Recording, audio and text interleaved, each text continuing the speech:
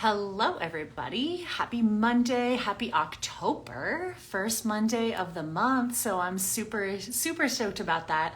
Hopefully you guys are all, again, kind of enjoying the fall transition. It's literally my favorite thing ever. So here we are in our shackets. It's like all of the rage, right? So as we kind of dive into a new month of October, I'm also excited to wrap up a little bit. I do want to put a little bit of a kind of a bow on top of our September series.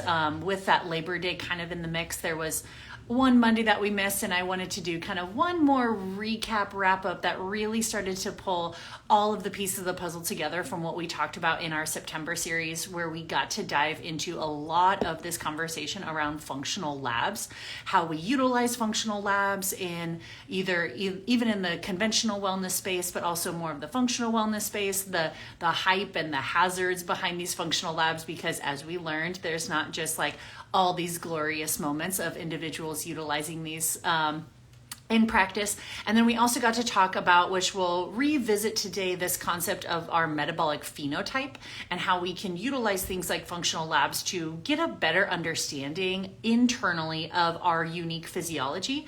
And by doing that, it gives us then better knowledge and better direction of what tools are actually going to work for us, so that we don't just put ourselves into this box and think that there's like one diet, one protocol, one prescription or supplement that's really like going to work for us, right? There's that matter of customizing that, and so that we know really what tools are going to work for us and we don't end up spinning our wheels or getting put, like I said, in a box. So we'll dig into that a little bit more today, because I really want to bring this full circle of what really inspired a lot of that September series, which, as you guys have figured out, a lot of the topics and conversations that I have on our Learn with Flow episodes come straight from conversations that I have behind the scenes with one-on-one clients and questions that I get asked.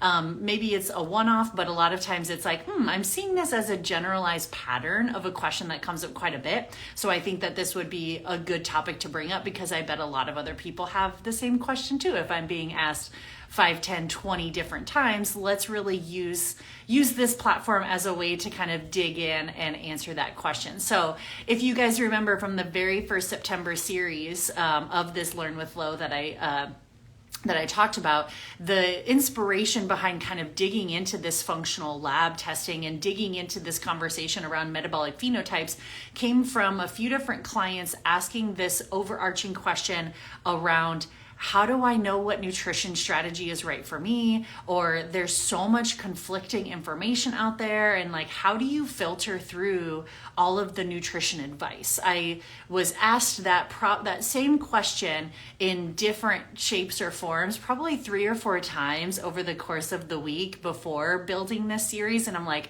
this has got to be talked about. This has got to be said. And I got to shine some light to what we do behind the scenes in more of a functional nutrition approach to help people answer this very question, right? Because it is confusing out there. It's so overwhelming. You could Google the exact same symptoms or the exact same even diagnosis or the same kind of box that you're put in, and you'll hear 15 different people describing the exact right nutrition strategy or the exact right diet for hypothyroidism. And what one person says, you're going to hear conflicting information from someone else, but they're both talking about the exact same thing, right? It's like, who do I listen to? Like, one person says, if I have autoimmune disease, go vegan, and one person says, go carnivore. And those are two completely different opposing ideas for the same seemingly common diagnosis or, concern, right?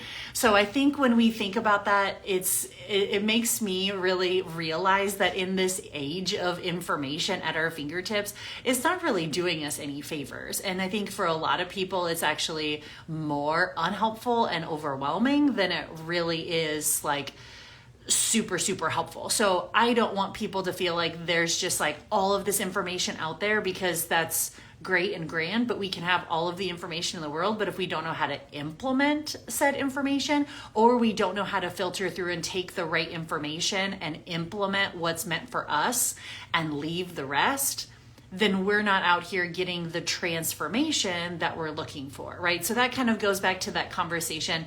I've talked about this on a previous Learn with Flo episode too, that IT factor, IIT, and IIT really standing for we have to take the right information and we have to implement that information in order to get you the transformation that you're looking for. And that goes across the board. It doesn't just have to be like a body composition transformation. That's hardly what I do with individuals, but it's like, I want to transform my gut health. I want to transform my adrenal health. I want to transform my blood sugar balance. I want to transform my reliance on prescription medications. I want to transform my energy. I want to transform my sleep.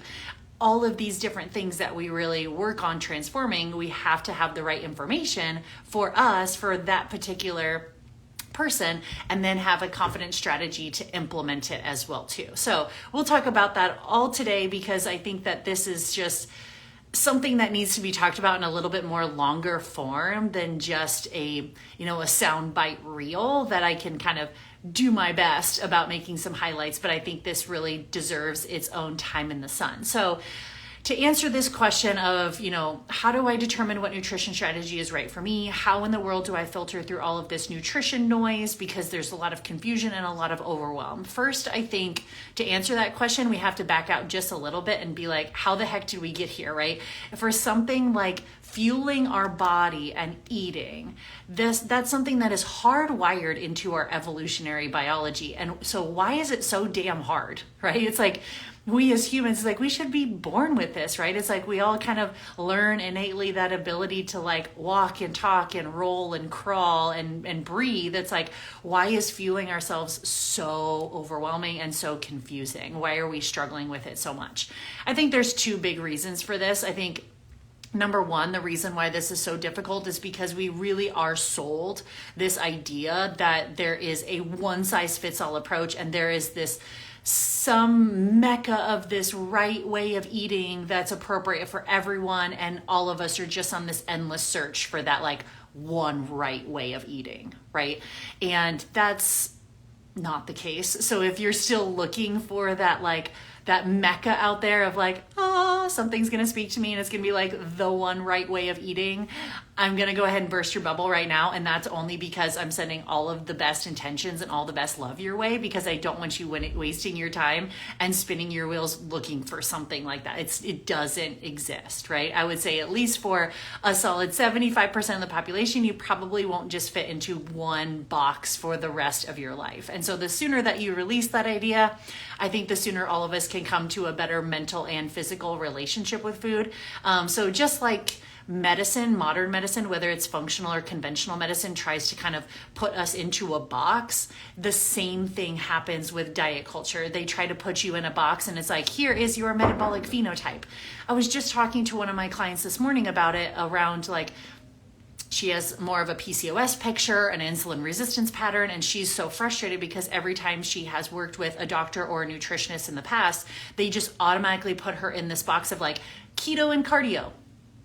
And it's like, she's like, that doesn't work for me. I'm like, I get it. I hear you, right? They just automatically see that on her labs. And so therefore, this is what you're going to do. That is your box. That is what you're destined to do. And it's like, that can't be the case, right? It doesn't work that way.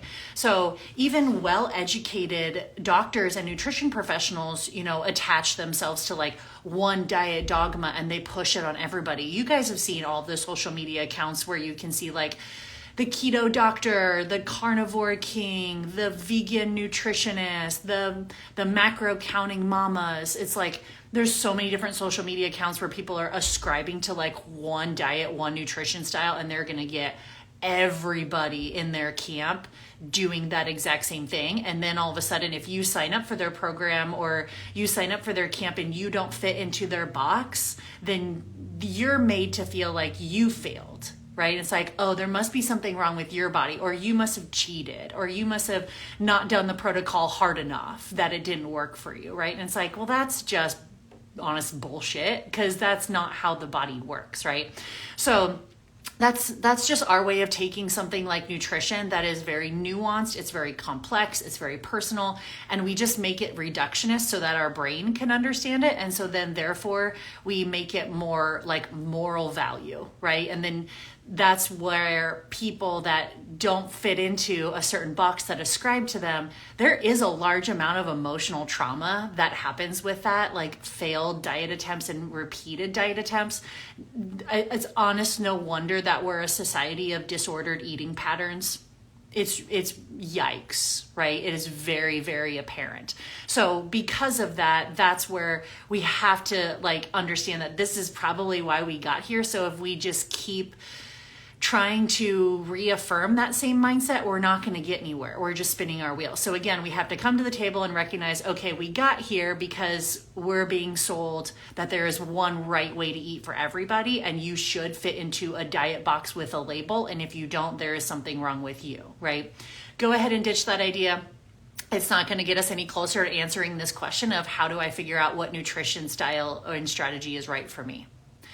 I think the second reason why we got here, we're going to go ahead and give a big hats off to our big food system that has contributed to this overwhelm and to this confusion as well too, because our kind of modern food supply, or what we call food these days in the grocery store, is we are truly living disconnected from our body and from food, right? I was even in a Hy-Vee grocery store yesterday, and it's just like amazing to me how I'm going to venture to say a solid 80% of that store is ultra processed foods, right? I don't even know if we like call them foods anymore, because they're just like, they're not even food, right? They're more something that was made in like a lab and packaged and, all of these types of things. And I'm not saying that those are bad things. They're just, we have to realize how much of an overwhelming majority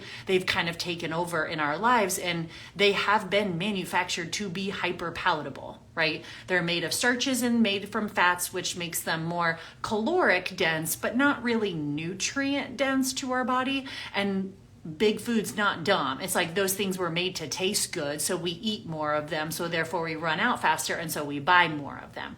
It's manufactured to make it in a way that it like elicits a dopamine response, a feel-good hormone response so high, right? You eat like Cheetos or Doritos and your brain dopamine centers just light up like crazy. It's like, oh yeah, that shit's good, right? So now our dopamine threshold is like so high that we try to eat like an apple and our brain's like, right? It's like our brain doesn't even register something that's like naturally sweet to have that level of taste. Like it just doesn't hit that dopamine response for us anymore, because we have a threshold that's so high.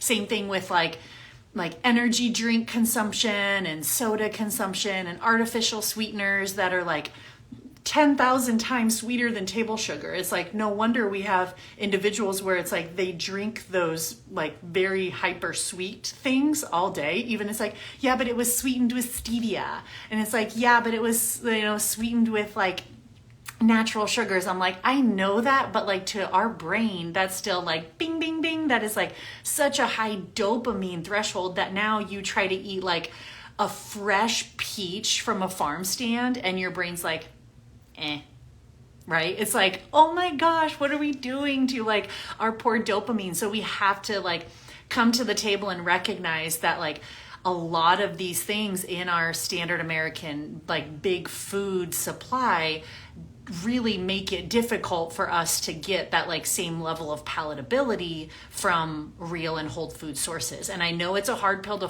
swallow, but your protein bars and your protein shakes that taste like birthday cake and your 100-calorie pack of like Oreo Thins, those are all the same example of it, right? They're just know that the game on diet culture to try to get you to think that these things are like somehow healthy, it's like it's all the same game too, right? And again, this isn't me out here like demonizing and making anybody feel bad for including these things. I do too, but we have to recognize like, where do those actually fit in, and do they compromise like such a big portion of our food intake, especially when our modern lives, we're out here and everything's like overscheduled. So we're not eating as a family unit very often. We're not really cooking many meals at home anymore. And so then everything is like on the go. Everything is these really highly palatable dopamine hitting meals. And so then we can't possibly like reach that same level of physical or mental satiety from like real food. It's like, that's a problem. That's also what's got us here in this situation where people aren't able to discern like what's the right nutrition strategy for me, or being able to like maintain these types of nutrition strategies right for them, because it doesn't match, right? So I do think that we probably got here because of someone selling us this idea that there's this like one right way and we're all on this like endless journey to try to find it. And then I also think that we've gotten to this place because we have a big food supply here in America that really does feed more of this like high dopamine, high threshold that's really hard to then mimic or reach from more nutritional dense foods. And we don't realize then the calorie density associated with those, right? So when we kind of think about all of that, I just get really fascinated with, again, how our brain works. And I think to kind of like understand this a little bit deeper and to start to build like, okay, so what is that step-by-step strategy then to understand like, how do I find the right meal plan for me? How do I build that behind the scenes? We have to understand how our brain works, right? Because there's going to be a science to this, but there's also going to be an art to it, right? Our brain really is trained and designed to look for patterns.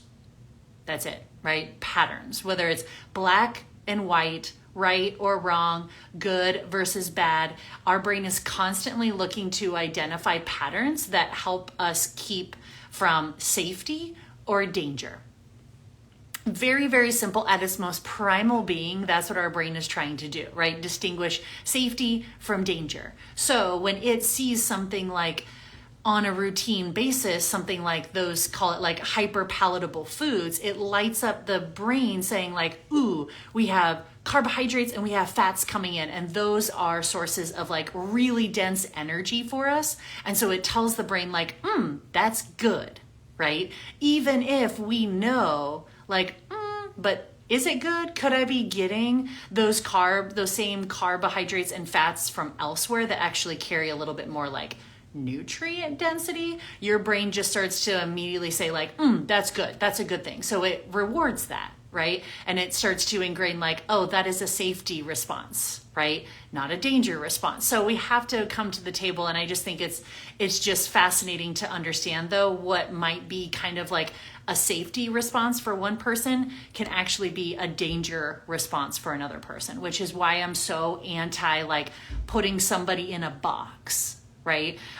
So like a typical example, let's just take like a ketogenic diet, for example. For the right individual, could a ketogenic diet or even like a certain fasting window be a sense of safety for that body because it helps them make that metabolic switch into utilizing more fats for fuel, helps fuel their mitochondrial density, and takes that inflammatory pressure off of carbohydrate utilization?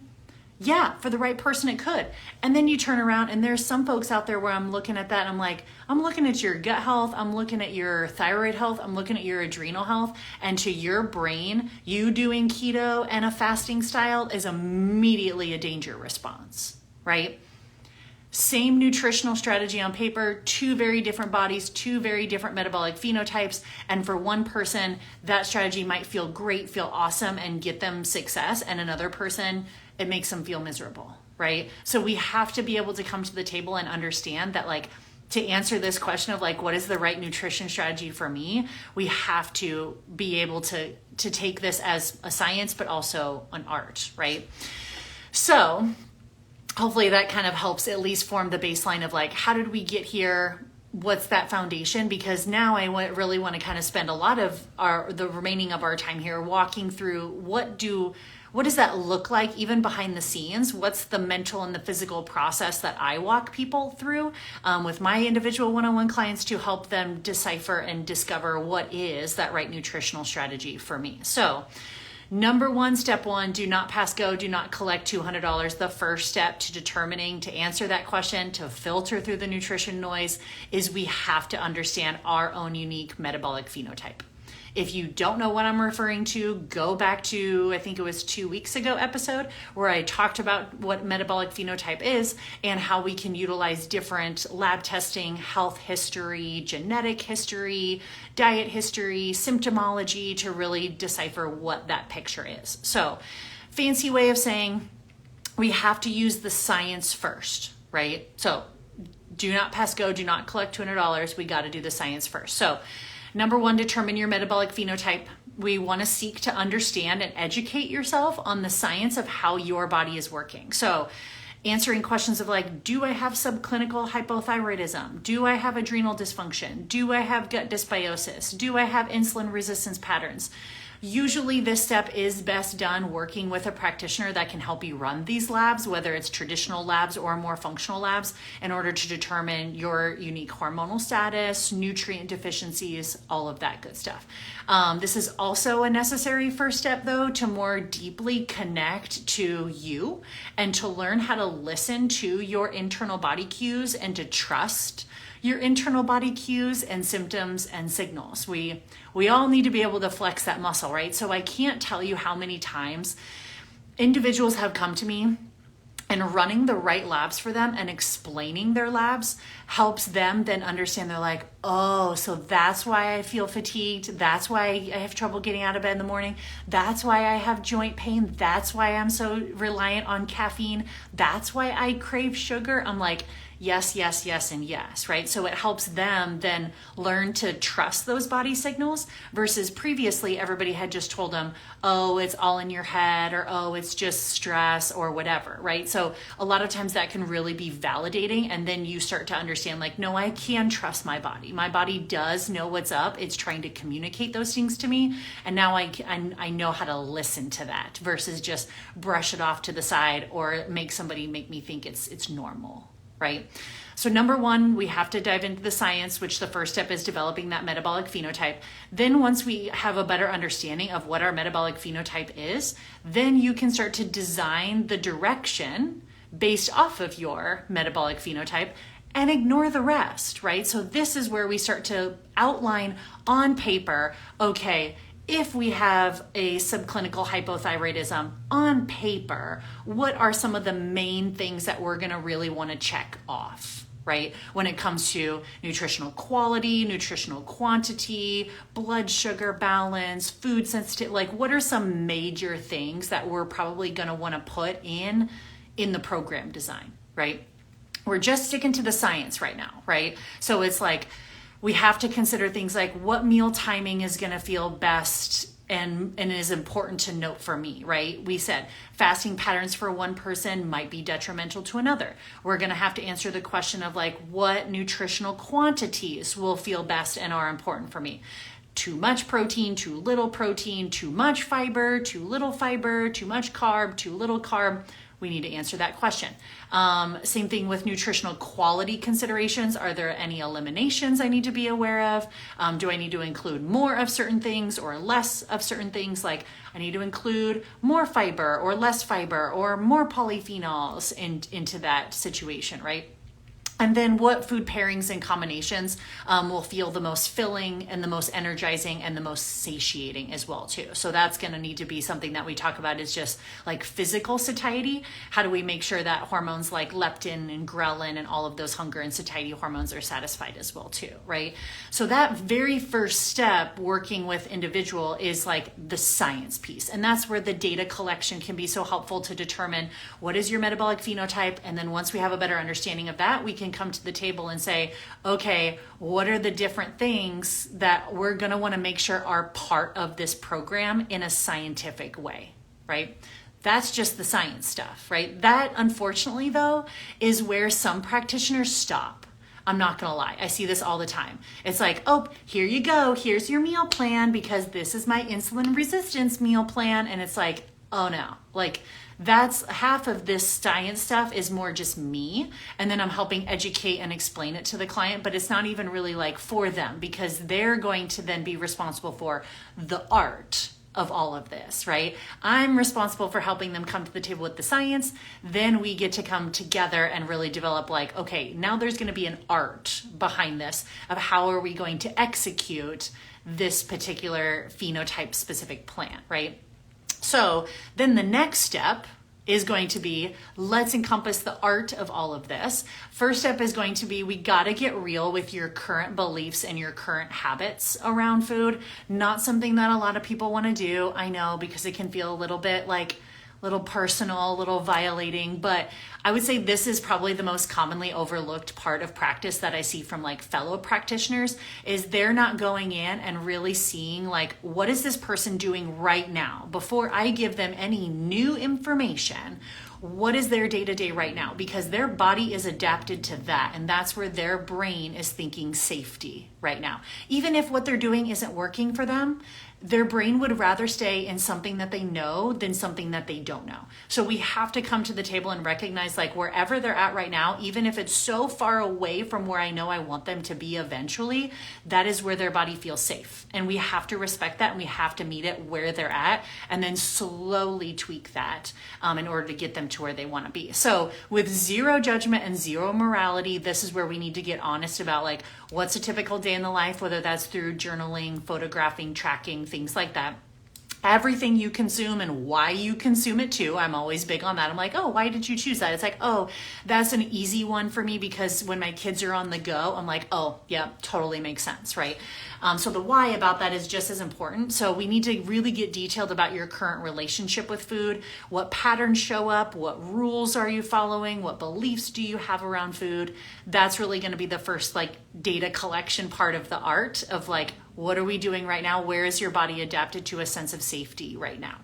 The second aspect then of the art piece is we have to meet yourself where you're at and then just put some plans in place to just get like 1% better, right? Because if we're going to change this sense of safety, we have to do it slowly and methodically in a way that feels good to your body and good to your nervous system.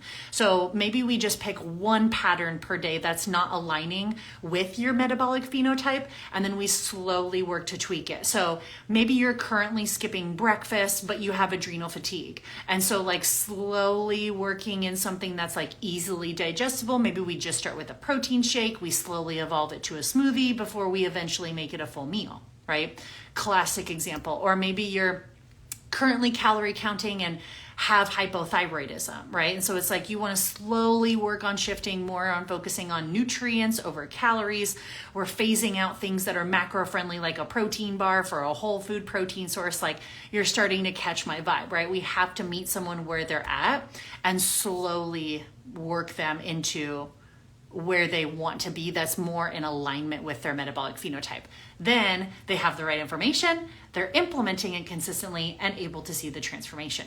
And then the last piece I think that just gives them that consistency factor is learning some systems that really allow them to navigate the hard stuff. Like, hey, I talk about this all the time with my clients. Like, how do we navigate cravings?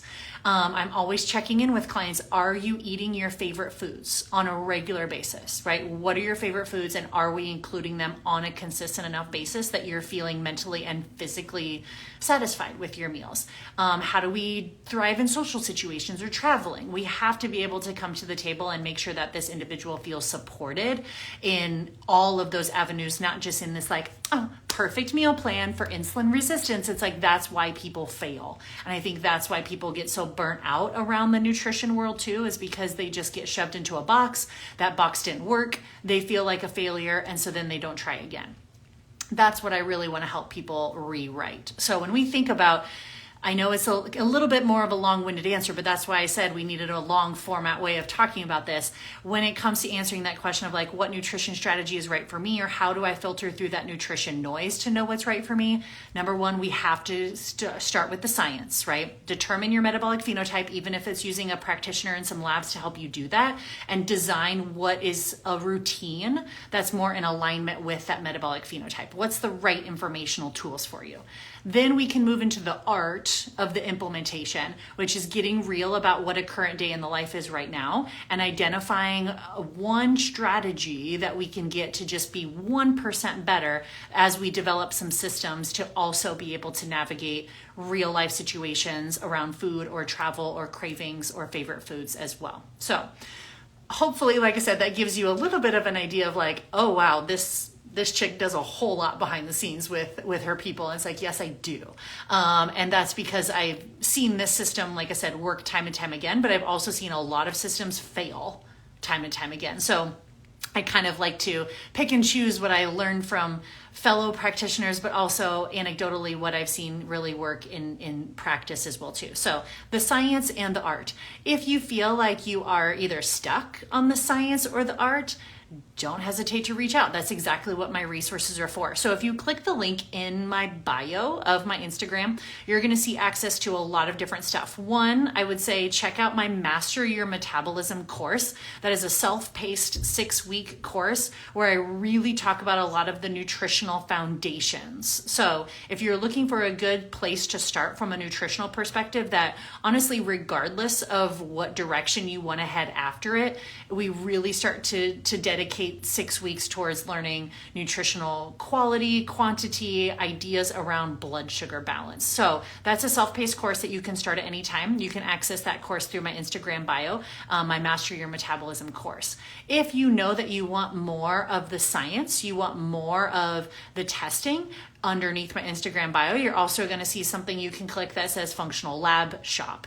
That Functional Lab Shop will also take you to a page where you can peruse and see some basic, traditional, but also some functional lab panels that you can purchase straight from the site, and also gives you an opportunity to have a 45-minute one-on-one consult with me over the lab results as well too. So, new feature I added, pretty fun. So if that's of interest to you, don't hesitate to jump over to my Instagram bio. You can apply to work with me one-on-one, which is where you'll also get access to a lot of the functional labs. You can jump right into my Master Your Metabolism Masterclass, and you can even look at some lab testing options if you don't have labs or comprehensive labs available to you through your primary care provider. So hopefully this was helpful to kind of wrap up all of this conversation. Be on the lookout and tune in for more Learn with Flo episodes as the month of October progresses. Happy Monday, friends.